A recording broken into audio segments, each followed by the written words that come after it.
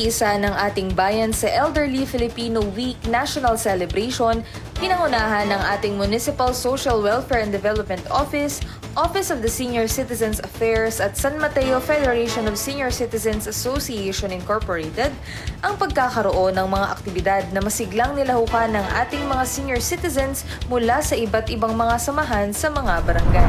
Pinangunahan ng ating sanitary unit ang pagsasagawa ng oryentasyon ukol sa vector-borne diseases preparedness and response kung saan nakibahagi ang mga kinatawan ng higit sa 30 food and non-food businesses mula sa iba't ibang barangay sa ating bayan. Inilunsad ng Municipal Agriculture Office at Animal Welfare Office ang isang free anti-rabies vaccination activity sa covered court ng Barangay Ginayang at sa SM City San Mateo bilang pakikisa sa malawakang selebrasyon ng World Animal Day. Higit sa 400 ang kabuuang bilang ng mga fur babies na nabakunahan dito ng libre.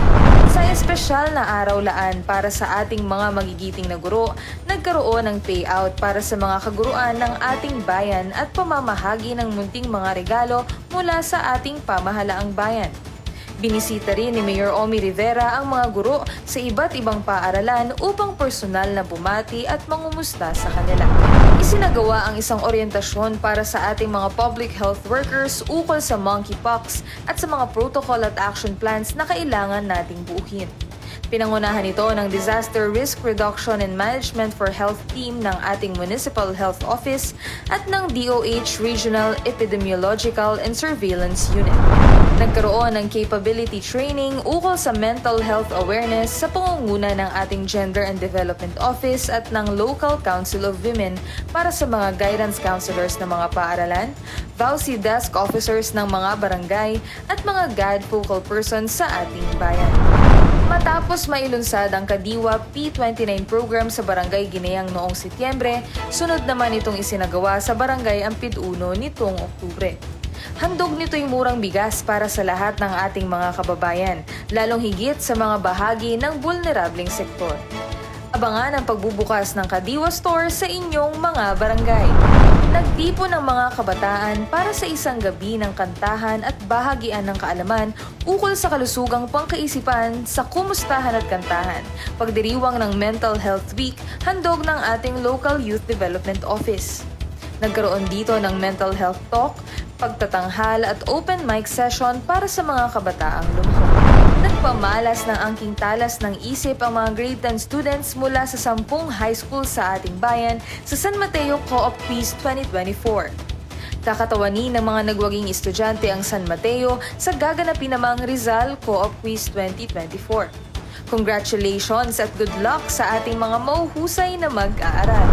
Nagkaroon ng one-day Solid Waste Management Plan 2026 to 2035 formulation workshop para sa mga kawani ng ating pamahalaang bayan mula sa Menro, MDRRMO, MHO, Public Market, Sanitary Unit at SWMO. Katuwang ang UP School of Urban and Regional Planning, sinisimulan na nating balangkasin ang 10-year Solid Waste Management Plan ng ating bayan. Magkatuwang na pinangunahan ng National Nutrition Council at MHO ang paglulunsad ng Tutok Kainan Dietary Supplementation Program sa ating Municipal Stadium. Higit sa 50 mga bata ang sinuri ng Municipal Nutrition Scholars upang makakuha ng malinaw na datos ukol sa ating mga kabataang nutritionally at risk at kailangang mabigyang suporta para mapabuti ang nutrisyon.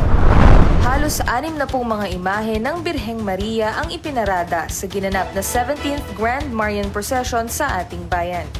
Itinampok dito ang iba't ibang mga imahe ng mahal na Birheng Maria na nagpapakita rin ng ilang mahalagang tagpo sa kanyang buhay. Pinangunahan ng Public Employment Service Office ang paglulunsad ng serye ng pagbisita sa mga paaralan sa ating bayan sa pagsasagawa ng Career Development Support Program. Ito'y upang maihanda ang ating grade 10 students sa kanilang pagharap sa mga susunod na baitang at sa kalaunay paghahanap ng mapapasukang trabaho. Dahil ang buwan ng Oktubre ay kilala rin bilang Museums and Galleries Month, nagkaroon ng lakbay-aral ang mga kinatawan ng ating Municipal Tourism, Culture and Arts Office at ating mga public school principals at district supervisors sa ilang mga museo sa Maynila. Nakibahagi rin sa selebrasyon ng Museums and Galleries Month ang isang paaralan sa ating bayan sa kanilang pagkakaroon ng isang art gallery, tampok ang mga collage, paintings at miniature ng tourism spots sa San Mateo, Rizal.